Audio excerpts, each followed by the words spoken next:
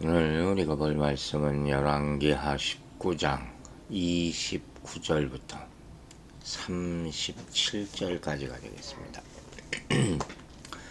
열왕기하 19장 29절부터 봅니다. 또 내게 보일 징조가 이러하니 너희가 금년에는 스스로 자란 것을 먹고 내년에는 그것에서 난 것을 먹되 제3년에는 심고 거두며 포도원을 심고 그 열매를 먹으리라. 유다 족속 중에서 피하고 남은 자는 다시 아래로 뿌리를 내리고 위로 열매를 맺을지라. 남은 자는 예루살렘에서부터 나올 것이요 피하는 자는 시온에서부터 나오리니 여호와의 열심히 이 일을 이루리라 하셨나이다 하니라. 그러므로 여호와께서 아수르 왕을 가리켜 이르시기를 그가 이 성에 이르지 못하며 이리로 화살을 쏘지 못하며 방패를 성을 향하여 세우지 못하며 치려고 토성을 쌓지도 못하고 오던 길로 돌아가고 이 성에 이르지 못하리라 하셨으니 이는 여호와의 말씀이시라. 내가 나와 나의 종 다윗을 위하여 이 성을 보호하여 구원하리라 하셨나이다 하였더라. 이 밤에 여호와의 사자가 나와서 아수르 진영에서 군사 18만 5천 명을 친지라. 아침에 일찍이 일어나 보니 다 송장이 되었더라. 아수르 왕 산헤립이 떠나 돌아가서 니누에 거주하더니 그가 그의 신 이스록의 신전에서 경배할 때 아드람멜렉과 사레셀이 그를 칼로 쳐 죽이고 아라랏 땅으로 그들이 도망하매 그 아들 에살 핫돈이 대신하여 왕이 되니라. 자, 유다가 아수르의 공격을 받고 큰 피해를 입었지만 이처럼 유다의 남은 자가 별로 없을지라도 회복의 역사를 이루어주실 하나님은 그에 대한 징조가 무엇인지를 말씀해 주신다. 이렇게 보여주고 있죠. 구원의 징조예요. 피해는 볼 수 있어요. 그러나 결정적으로 하나님은 구원해 주신다는 거예요. 여기 나온 스스로 자라난 것이라는 말은 씨앗을 뿌리지 않았는데 저절로 난 곡식을 말하는 것이죠. 또 그곳에서 난 것 역시 씨앗을 뿌리지 않았는데도 저절로 자라는 곡식을 말해요. 이 유다 전쟁, 이 전역이 전쟁으로 인하여 농경지와 나무들이 다 망가졌어. 그래서 적어도 2년 동안은 농사를 지을 수 없는 상태가 되었단 말이에요.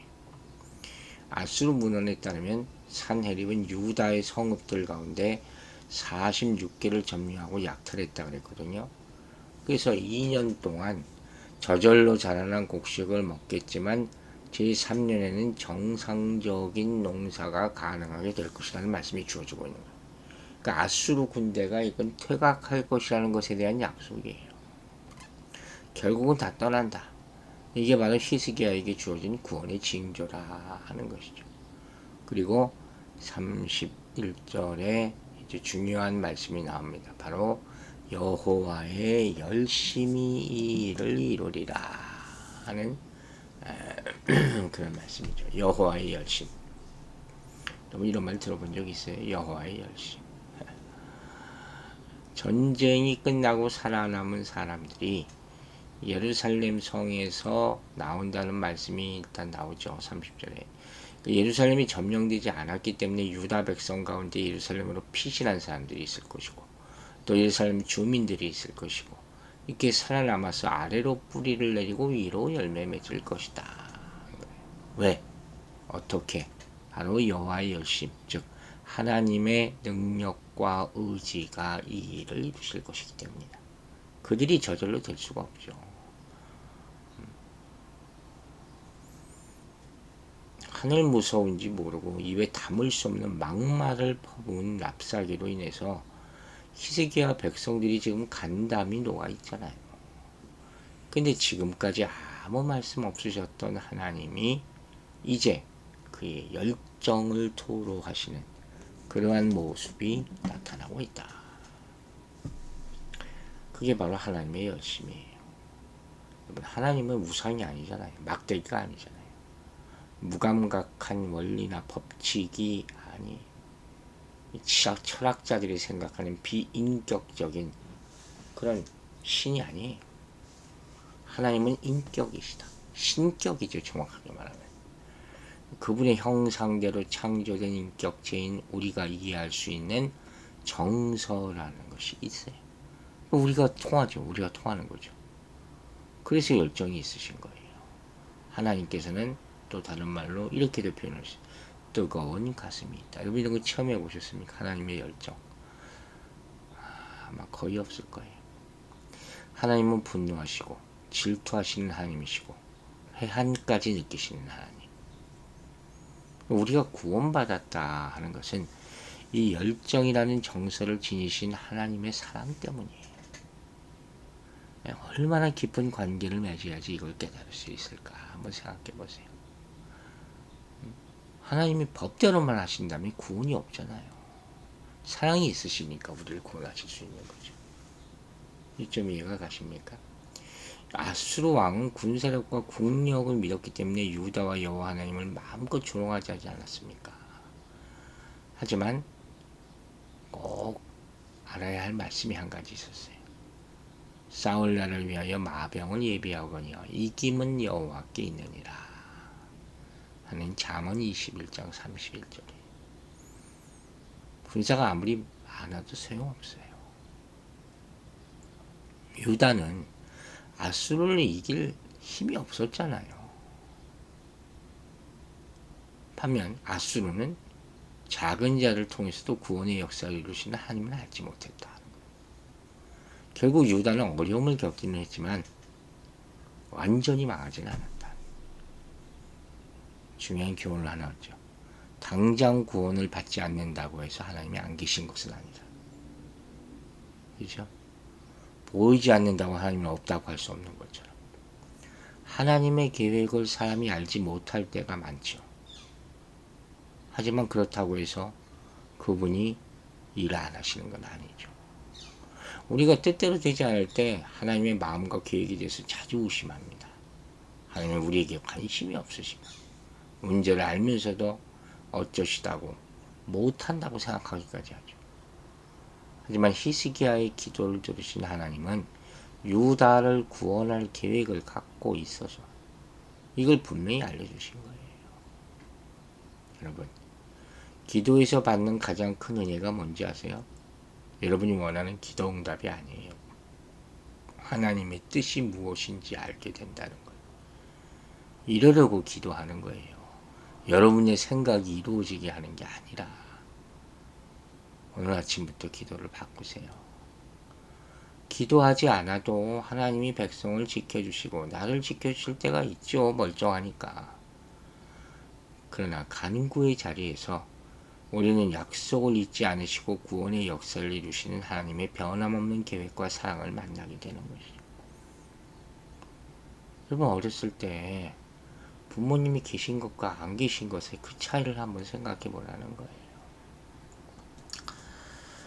이제 32절부터 예루살렘을 치지 못하고 결국 퇴각하는 아수르에 대해서 나옵니다.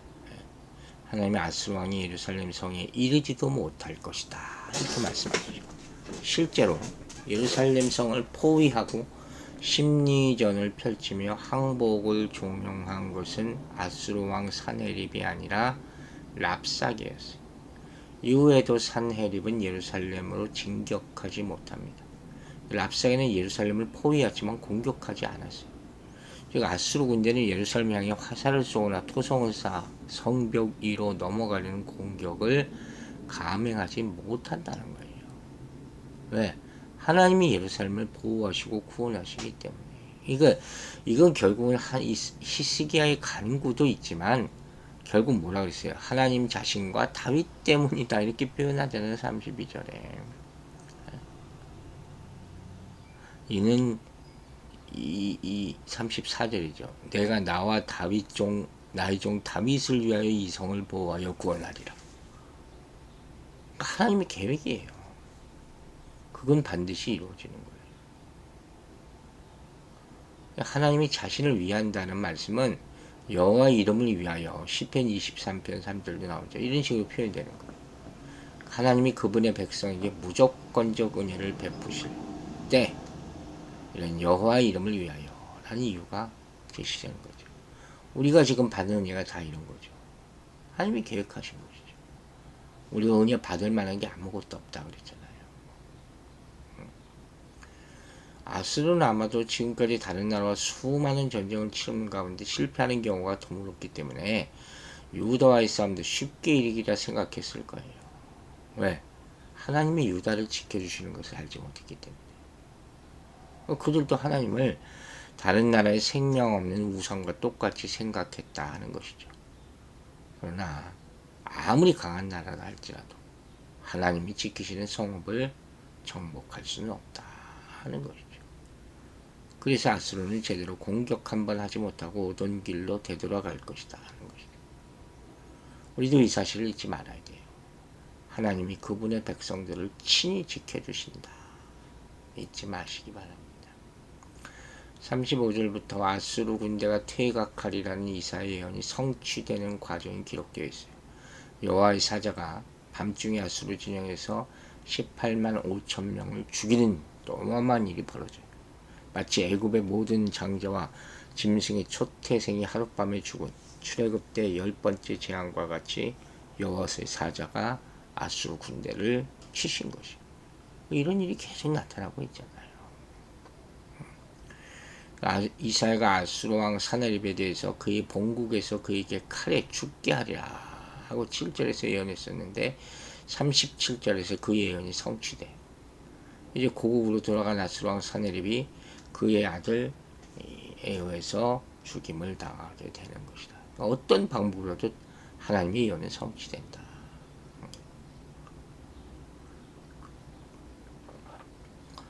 자, 아하스 왕 때부터 친아수르 정책을 고수하던 유다가 이렇게 히스기야 통치 말기에 반아수르 정책으로 선회한 이유에 대한 설명이 잠깐 필요해요.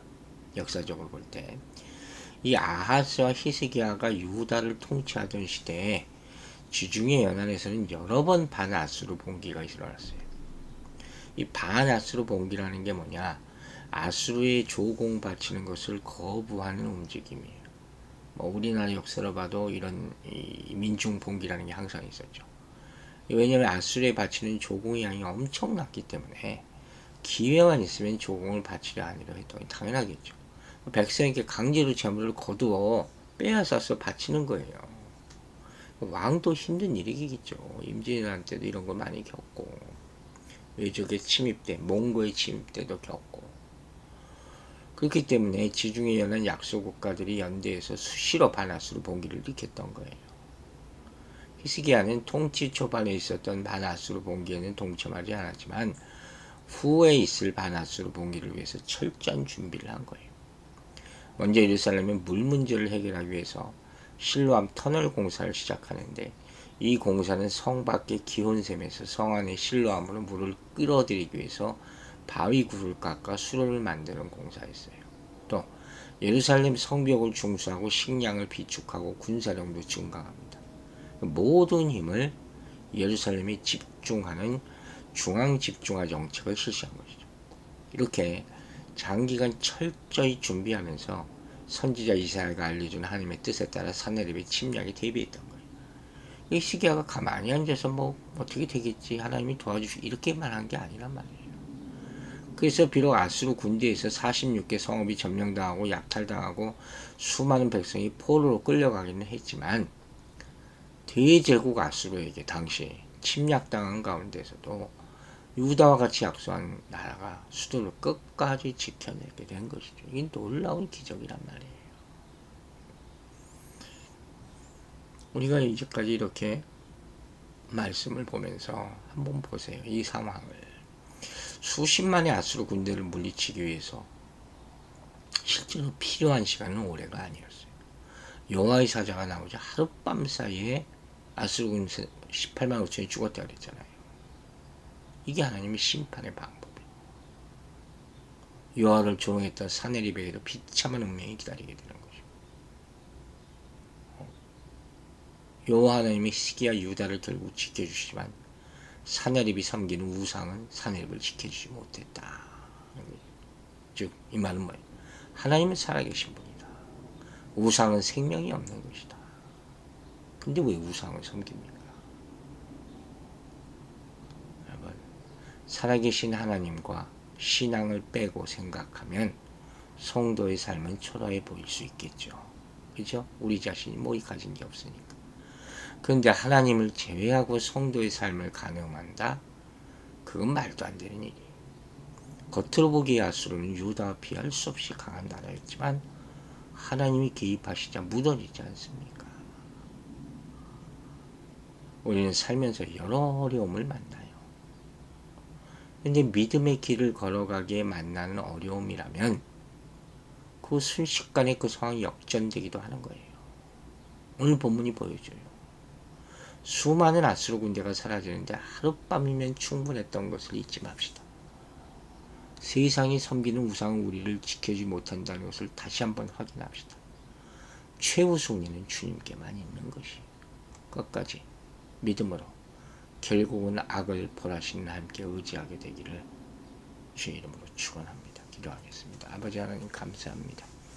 오늘 우리 삶에 꼭 필요한 말씀 주심을 감사드립니다. 어떤 상황에서도 주님의 힘과 능력을 믿게 하여 주시옵소서. 여호와의 열심히 하나님의 능력이 하나님의 뜻과 계획이 우리 인생 가운데 나타나도록 도와주시옵소서. 당장 우리가 이 상황을 이겨내지 못한다고 해서 낙심하지 말고 하나님을 배신하지 말게 해 주시고 깊은 기도 가운데서 하나님의 뜻을 발견하게 되어 주시옵소서. 아버지, 아침에 우리가 우리 인생을 놓고 기도할 때 성령이여 깨우쳐 주시고 근심 걱정을 이기게 하여 주시고 그 근심보다 큰 하나님이 나를 붙잡고 우리를 붙잡고 우리 성도들과 교회의 인생을 붙잡고 장래를 인도하실 것을 믿고 믿음으로 고백하게 하여 주시옵소서. 최후 승리는 주님께만 있음을 믿사오며 예수 그리스도의 이름으로 기도했습니다.